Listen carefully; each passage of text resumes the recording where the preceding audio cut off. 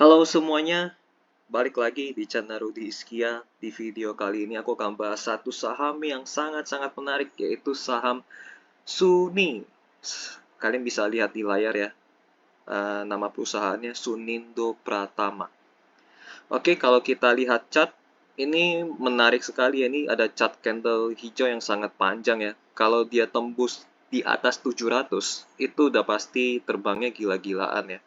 By the way, ini perusahaan yang baru IPO beberapa tahun yang lalu ya. Jadi belum 5 tahun mereka IPO, tapi ini fundamentalnya cukup kuat. Nanti aku akan bahas di menit-menit selanjutnya tentang fundamentalnya dari saham Suni ini ya. Di harga sekarang ini 660 dan punya market cap yang cukup kecil ya. Market cap-nya baru nilainya 1,5 T, kecil banget. Ini merupakan sebuah keunggulan, jadi mereka masih punya ruang pertumbuhan yang besar. Rata-rata sih kalau mau apa namanya, market cap yang sudah dewasa itu biasanya 10 T. Jadi aku masukin ke hal positifnya dari saham Suni ini, market cap-nya masih kecil yaitu 1,5 T. Dan kalau misalnya dia berhasil tembus 700, udah pasti dia akan terbang gila-gilaan ya. Kita lihat dulu, kita nantikan beberapa hari kemudian ya. Oke, kita next masuk ke informasi selanjutnya. Nah, ini websitenya dari Suni ya, saham Suni atau Sunindo Pratama Tbk. Nanti kalian bisa ngecek sendiri, semua informasi ada di dalam website ini ya, di sunindogroup.com. Nah, ini kalian bisa cek sendiri bisnisnya mereka, apa segala macam, dan lain-lain. Dan kita akan melihat produk-produknya mereka, jadi mereka itu jualan alat atau peralatan untuk tambang ya, terutama di tambang migas. Nah, ini pipa OCTG, ini drill bit, wellhead dan Christmas tree, dan lain-lain. Ini semua alat-alat untuk tambang migas. Gitu, dan kalian nanti ngecek sendiri ya di websitenya sunindogroup.com. Tapi ini bisnis utamanya mereka. Oke, next. Kita masuk ke bagian beritanya ya. Jadi, di berita 5 Juli ya, 5 Juli 2024, sebulan yang lalu ya, mereka menang tender dari Pertamina IP. Sunindo Pratama optimis capai target pendapatan 2024. Ini berita yang sangat bagus. Ini akan menambahkan omset dan laba mereka di kuartal 3 nanti ya. Jadi mereka baru dapat menang tender itu di tanggal 26 Juni ya. Direktur Utama Suni, Willy Johan Chandra, menjelaskan bahwa Suni ditetapkan sebagai pemenang tender di tanggal 26 Juni, sedang tender yang kedua pada tanggal 3 Juli. Nah, mereka akan nanti mungkin kinerjanya akan bertambah di kuartal 3 tahun 2024 dan 2025. Nah, ini laba dan omsetnya ini di kuartal 2 saja udah sangat cantik banget, apalagi mereka tambah lagi dari tender dari Pertamina EP ya, atau EP. Oke, berita selanjutnya. Bangun pabrik kedua. Sunindo Pratama yang ditargetkan selesai awal 2025. Ini lebih gila lagi nanti di tahun 2025. Kita nggak tahu omset itu akan sebesar apa ya. Dan rencananya mereka selesai di kuartal 1 ya. Jadi akan antara kuartal 1 atau kuartal 2. Nah, kita nantikan saja. Yang sudah pastinya ini akan menambah omset dan laba mereka lebih gila lagi di tahun depan. Kita nantikan saja ya. Nah, ini detail-detail beritanya kalian cari tahu saja di kontan ya. Ini naiknya 2 kali lipat ya, jadi kapasitasnya naik 2 kali lipat pabriknya. Sekarang kapasitas produksi pabriknya sekitar 30.000 ton. Nanti pabrik baru bisa bertambah menjadi 60.000 hingga 70.000 ton. Jadi 2 kali lipat produksinya. Dan kemungkinan omsetnya akan naik 2 kali lipat juga. Kenapa mereka bikin pabrik? Ternyata di sini mereka bilang, jadi RTM merupakan pionir satu-satunya manufaktur OCTG tubing di Indonesia. Jadi ini memang OCTG yang ini nih ya, OCTG ini yang sebelah kiri ini, ternyata pabriknya hanya ada satu di Indonesia. Jadi mereka itu sebabnya mereka memiliki omset dan laba yang naiknya itu tinggi banget. Jadi karena sudah dijelaskan yang merupakan pionir dan satu-satunya manufaktur OCTG tubing di Indonesia. Jadi kita lihat aja kelanjutannya pabrik baru ya di tahun depan. Ini lebih gila lagi mungkin. Dan berita selanjutnya, Sunindo Pratama buka kembali potensi keran ekspor OCTG tabing. Jadi sebelumnya di Indonesia, di negeri sendiri ini, produknya ini permintaannya cukup besar. Jadi akhirnya ekspor ini ditutup ya. Nah, nanti kalian baca sendiri. Kita ada ekspor tapi terpaksa harus stop karena permintaan lokalnya sangat tinggi sekali. Dan karena kita adalah satu-satunya di Indonesia yang mau produksi OCTG. Nah, ini sekali lagi nih. Ini berita positif yang ketiga. Jadi kita akan masukkan ke dalam uh, hal positif ya. Hal positif yang pertama, menang tender ya. Dapat tender baru dari Pertamina EP atau EP kalau mau bahasa Inggris, tapi aku lebih suka pakai bahasa Inggris, bahasa Indonesia ya. Positif yang ketiga, bangun pabrik kedua ya. Pabrik kedua selesai di kuartal 1 atau 2 ya. Atau 2 di 2025. Tahun depan ini ada pertumbuhan omset lagi ya. Yang berita keempat, kembali pembukaan ekspor ya. Jadi membuka pasar ekspor kembali dari pabrik baru ya, dari produksi pabrik baru. Jadi sebelumnya pabrik lamanya itu untuk ekspor nggak bisa karena permintaannya cukup tinggi di dalam negeri ya. Permintaan sangat tinggi di dalam negeri ya. Ekspor akan dibuka kembali saat pabrik baru selesai. Oke, ini berita yang cukup baik, bukan cukup lagi, sangat baik ya. Ini profil singkatnya pemegang saham dari saham Suni ya. Kalian bisa lihat di idx.co.id di halaman profil perusahaan tercatat. Ketik kode Suni. Nanti muncul profil singkatnya mereka. Pemegang saham paling besar yaitu Pak Sutotilin sebesar 64% dan jabatannya komisaris.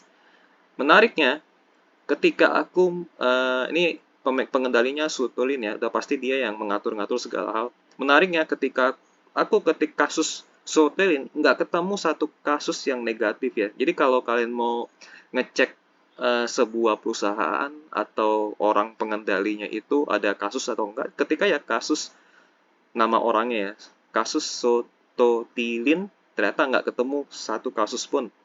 Berarti ini orangnya cukup bersih. Dan aku pun ketik juga kasus Sunindo Pratama. Nggak ketemu lagi.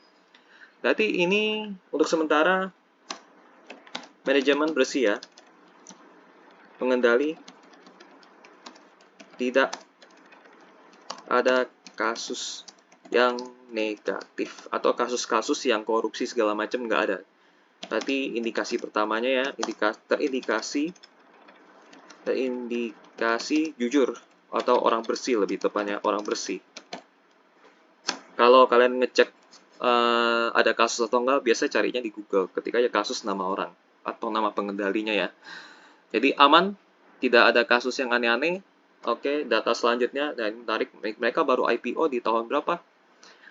Kita lihat ya, mereka IPO-nya itu di tahun 2023, berarti tahun lalu ya, baru banget. Jadi data-datanya masih terkumpul sedikit, laporan keuangannya. Dan kalau kita lihat laporan keuangan secara tahunan ini cukup baik ya, karena bertumbuh terus. Kita lihat dari sisi ekuitas, naik terus ya dari 2021 sampai 2024. Naiknya gila-gilaan nih. Dari 307 miliar, 380, 500, 700, lompat-lompat. Ini pun 2024 belum selesai loh, masih ada 2 atau setengah tahun lagi. Ini bisa ekuitasnya tiba-tiba bisa jadi 1 triliun bisa ini. Omsetnya juga bertambah ya. Omset bertambah. Ini 2024 masih belum full, jadi kelihatan turun. Sebenarnya bertambah. Laba juga bertambah.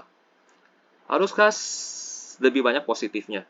Ya, ini secara keuangan keseluruhannya cakep banget ya. Nomor 07, keuangan perusahaan terus bertumbuh dari sisi ekuitas atau modal ya, modal ekuitas, omset dan laba.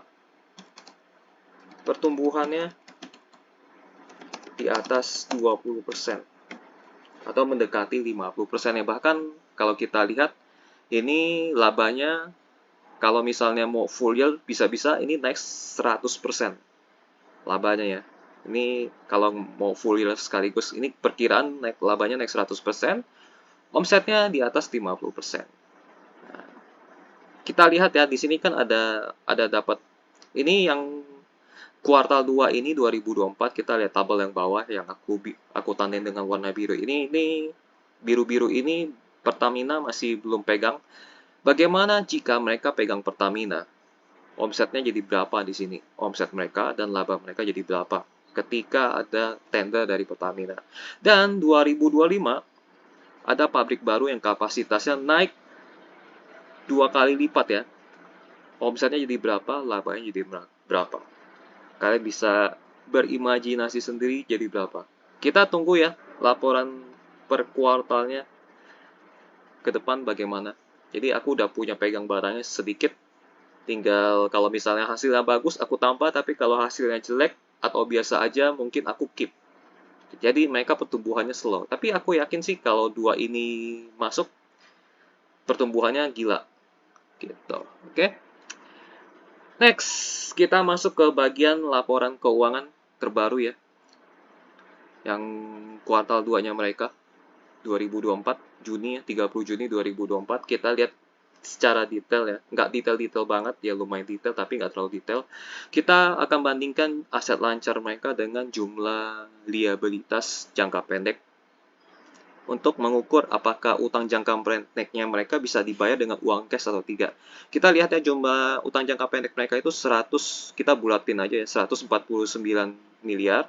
Sementara uang cashnya mereka itu ada 171 miliar. Ini 170, berarti bisa ditutupin, aman. Jadi secara utang jangka pendek mereka sangat aman. Bahkan ada sisa piutang dan lain-lainnya ya. Kita akan bandingkan modal utang dengan modal ekuitas. Modal ekuitas itu berasal dari laba bersih yang terakumulasi ya. Baiknya ekuitas harus lebih besar dan liabilitas harus lebih kecil. Kalau misalnya liabilitasnya besar, ini kalau misalnya perusahaan dapat laba, nanti labanya kebanyakan untuk bayar utang. Jadi nggak bagus. Lebih baik utangnya kecil, ekuitasnya besar. Gitu. Oke. Liabilitasnya 206 miliar, sementara itu ekuitasnya 700 miliar. Ini bagus banget berarti ya. Kita akan masukkan poin selanjutnya. Poin selanjutnya nomor 8, tadi kita lihat aset uang kasnya ya. Uang kas lebih besar daripada utang jangka pendek. Total utang jangka pendek ya, totalnya ya. Total utang jangka pendek, jadi aman, bahkan ada lebih ya. Ada sisa belasan miliar ya. Ini aman. Sementara itu modal ekuitas lebih besar daripada modal utang. Ini bagus banget ya. Besarnya itu lebih dari, mungkin persentasenya itu mungkin 20 banding 80 kali ya kalau kita lihat ya. Bagus banget ya. Ini 700, ini 200 berapa? Ini mungkin sekitar 30, sekitar 30 banding 70, oke lah ya. Ini oke banget, ekuitas lebih besar.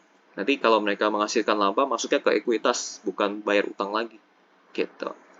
Oke, kita masuk ke laporan laba rugi. Ini bertumbuh ya omsetnya ya.